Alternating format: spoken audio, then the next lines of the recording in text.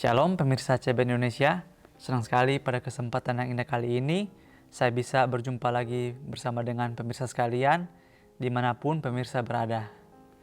Pada kesempatan kali ini saya akan bawakan bacaan firman Tuhan yang terdapat di dalam buku Bersama Tuhan di Waktu Fajar. Buku ini dituliskan oleh Nyonya Ellen G. White, dan juga melalui buku ini kita akan diajak dengan doa dan bimbingan daripadanya. Kita dapat diyakinkan bahwa pada hari yang mulia itu, ketika Yesus kembali untuk mengklaim miliknya, maka kita akan menunggunya di sana dengan tangan terbuka dan disambut kehadiratnya yang kekal. Nah, jadi ini merupakan sebuah janji yang begitu indah, di mana apabila kita terus untuk menerima bimbingan daripada Tuhan dan kita mengikuti apa yang Ia kehendaki di dalam kehidupan kita, maka apabila waktunya tiba, apabila Yesus datang kedua kali dan mengklaim miliknya, maka kita, umat-umat yang percaya kepadanya, akan diselamatkan dan bisa hidup bersama dengan Dia selama-lamanya. Pada kesempatan kita kali ini, bacaan yang akan saya bawakan terdapat di dalam halaman 391. Dan ini juga merupakan bacaan terakhir kita pada buku yang berjudul Bersama Tuhan di Waktu Fajar ini.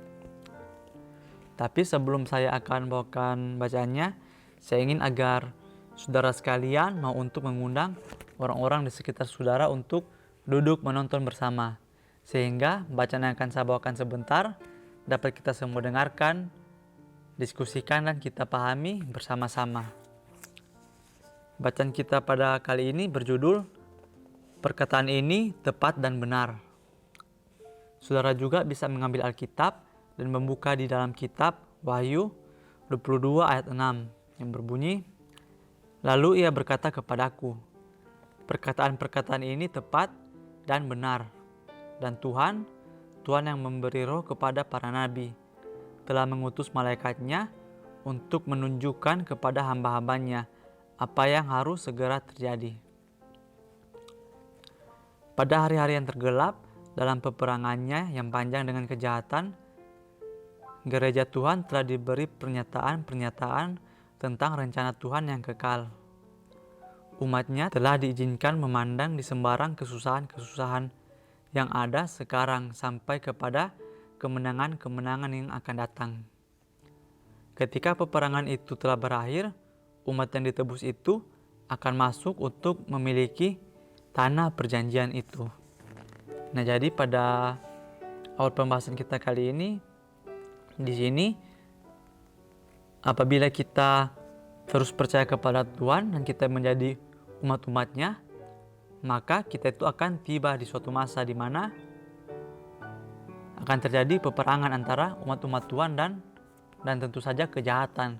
Nah, ketika peperangan itu terjadi, umat-umat yang percaya kepada Tuhan atau gereja Tuhan, mereka itu telah mengetahui bahwa semuanya itu memang Tuhan izinkan terjadi untuk rencana penebusan yang kekal. Dan Tuhan juga mengizinkan kita itu untuk melihat begitu banyak kesusahan-kesusahan, sehingga melalui kesusahan tersebut, apabila kita memiliki iman yang teguh kepada Tuhan, maka kita itu akan terus dan tetap percaya kepadanya, sehingga kita bisa melewati kesusahan-kesusahan tersebut dan tetap berdiri di sisi Tuhan.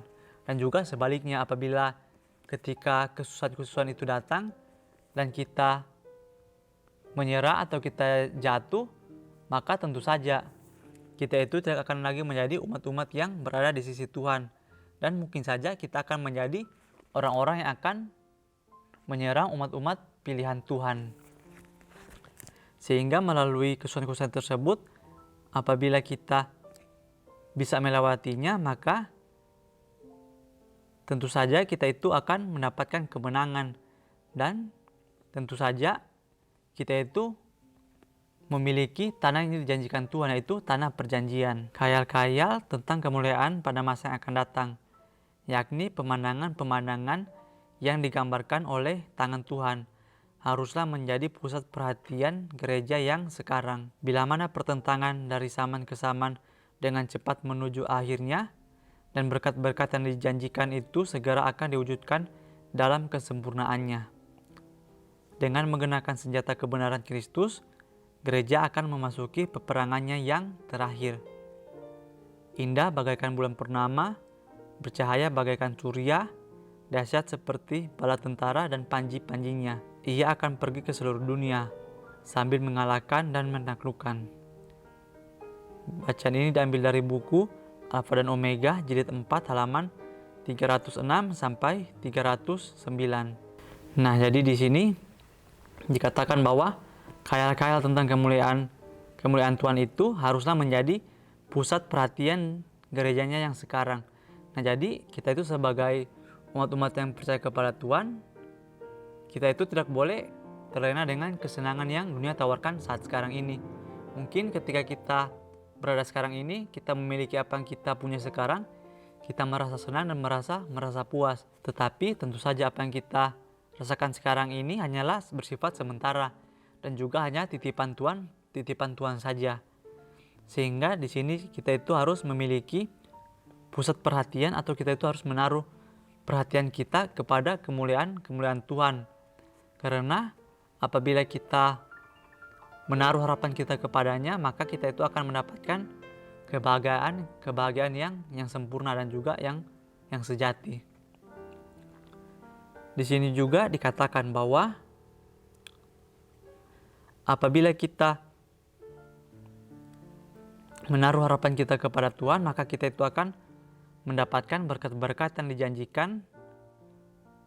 yang dijanjikannya. Nah, tetapi kalau kita pikirkan lagi, ketika kita mengikuti Tuhan dan kita hanya mengharapkan imbalannya saja, itu sama saja kita mengikutinya karena kita mengharapkan sesuatu daripada Tuhan. Sehingga Tuhan menginginkan agar kita itu mau untuk berada di sisinya itu tanpa kita mengharapkan imbalan.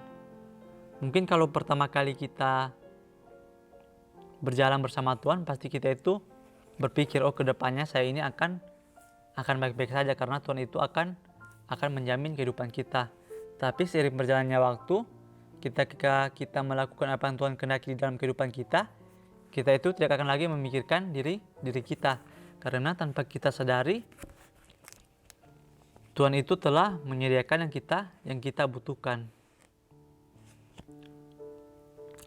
Para nabi, kepada siapa pemandangan besar ini diungkapkan, rindu untuk mengerti hal-hal tersebut dengan sepenuhnya. Mereka menjadikan keselamatan itulah yang diselidiki dan diteliti. Mereka meneliti saat yang mana dan bagaimana yang dimaksudkan oleh Roh Kristus yang ada di dalam mereka. Kepada mereka telah dinyatakan bahwa mereka bukan melayani diri mereka sendiri, tetapi melayani kamu dengan segala sesuatu yang telah diberitakan sekarang kepadamu. Nah, jadi kalau kita melihat lagi cerita-cerita nabi-nabi yang berada di dalam Alkitab, mereka itu telah diberi pemandangan yang besar, pemandangan yang mungkin kita rasakan sekarang ini. Sehingga di sini dikatakan bahwa para nabi itu mereka merindukan akan pemandangan tersebut dan mereka menghabiskan waktu mereka untuk menyelidiki keselamatan itu. Sehingga mereka itu menghabiskan segala waktu untuk menyelidiki apa yang mereka yakini hal itu adalah yang benar. Dan juga kepada mereka telah dinyatakan bahwa mereka bukan melayani diri mereka sendiri, tetapi melayani kamu dengan segala sesuatu yang telah diberikan kepadamu. Nah, jadi sungguh luar biasa sekali ya bagaimana kehidupan para nabi-nabi ketika mereka itu bisa berhubungan langsung, atau mereka itu bisa memiliki hubungan yang erat dengan Tuhan. Sehingga ketika mereka memiliki hubungan yang erat dengan Tuhan, maka melalui perkataan-perkataan Tuhan yang tepat dan benar, itu tentu saja melalui Roh Kudus, mereka itu semakin lebih belajar lagi setiap harinya, di mana bahwa di dalam kehidupan mereka itu, mereka bukan melayani diri mereka sendiri, tetapi mereka melayani orang-orang yang membutuhkan pertolongan. Sehingga melalui pelajaran nabi-nabi dalam Alkitab, kita juga itu bisa mengikuti teladan dari nabi-nabi tersebut, di mana kita itu harus menjadi orang yang lebih peka terhadap perkataan-perkataan Tuhan, sehingga kita bisa membantu orang-orang yang membutuhkan bantuan dan juga pertolongan kita di kehidupan kita setiap harinya. Pandanglah ke atas, dan hendaklah imanmu terus-menerus bertambah. Nah, jadi di sini Tuhan ingin agar kita itu terus memandang ke atas, memandang kepada Bapa yang di surga, sehingga ketika kita memandang kepadanya, maka kita itu tidak akan lagi menganggap diri kita ini adalah diri atau orang-orang yang benar, karena kita itu hanya mengambil contoh bahwa contoh yang sempurna itu adalah hanya kehidupan Yesus Kristus, sehingga ketika kita hanya memandang kepadanya, maka kita akan melihat begitu banyak celah, begitu banyak kesalahan di dalam kehidupan kita. Tetapi kalau kita hanya memandang kepada sesama kita manusia, pasti kita akan merasa, oh saya ini sudah tidak begini, dan sudah mengikuti begitu banyak hukum-hukum Tuhan, maka saya ini adalah orang yang suci dan benar. Tapi kita itu harus membuang jauh-jauh pikiran tersebut.